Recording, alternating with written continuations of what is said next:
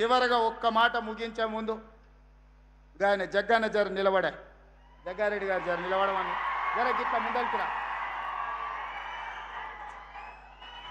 ఈయన మీ నాయకుడే కదా, నాకైతే ఫ్రెండు, నీకైతే నాయకుడు. ఈయన నాకు 30 ఏళ్ళ నుంచి దోస్తిన. ఈయన అప్పుడప్పుడు నేను నిలబడను, నేను అది కాదు, నేను ఇది కాదు అని ఏదేదో మాట్లాడుతున్నాడు. ఈయన నిలబడంది నేను కానీ మా మహేష్ గౌడ్ కానీ మా ఉత్తమన్న కానీ నిర్ణయించాం. జగ్గారెడ్డి కూడా నిర్ణయించలేడు. జగ్గారెడ్డి నిలబడాలన్నా వద్దా, నిలబడితే యాడ నిలబడాలనో రాహుల్ గాంధీ డిసైడ్ చేస్తాడు. రాహుల్ గాంధీ డిసైడ్ చేస్తాడు.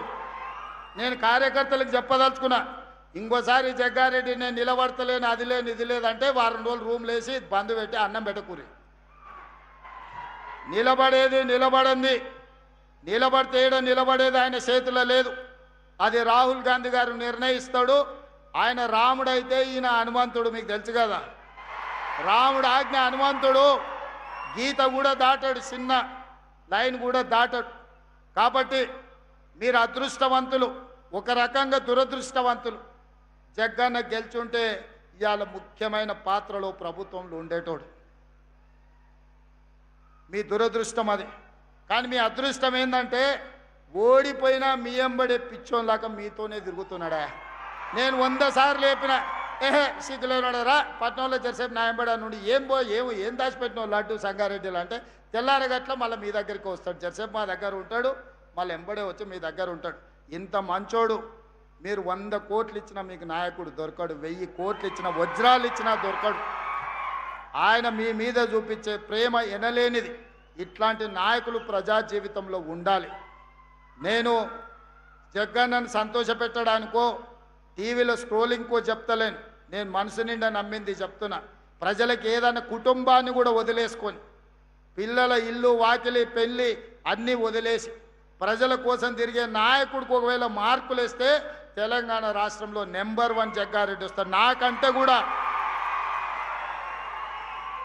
నేను నా కుటుంబం, మా అన్నదమ్ముళ్ళు, మా ఫ్యామిలీని చూసుకుంటూనే రాజకీయం చేస్తా.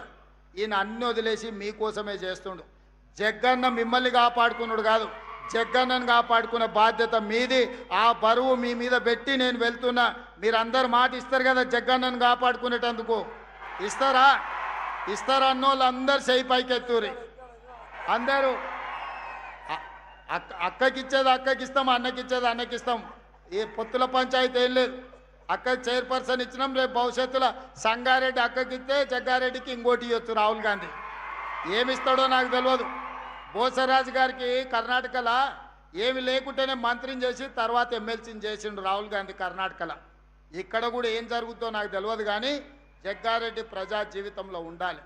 ప్రజల మేలు కోరుకునే నాయకుడు ఎప్పుడు ప్రజా జీవితంలో ఉంటే అది మనకు గౌరవం, గుర్తింపు, మీ ప్రాంతానికి కూడా మర్యాద.